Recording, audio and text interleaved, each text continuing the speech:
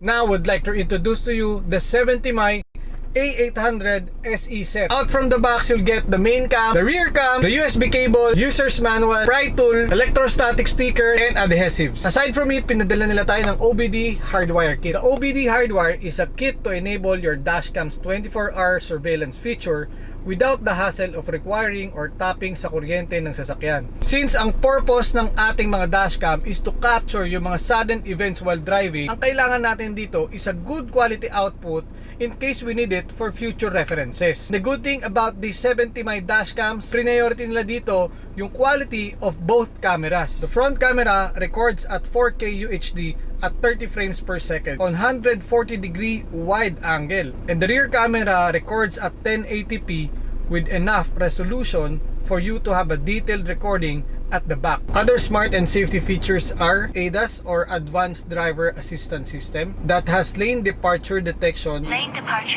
and motion detection on vehicle ahead. Caution, front car. Alright, if ever you're interested with this 70mi A800 SE set, nandyan lang sa description na to ang link where you can order this awesome dashcam. Tulungan nyo rin po ang Jack episodes to reach the 100,000 subscriber. Nasa 90,000 na po tayo, konting-konti na lang. Maabot na natin yung ating silver play button. So thank you for watching, guys. Ingat!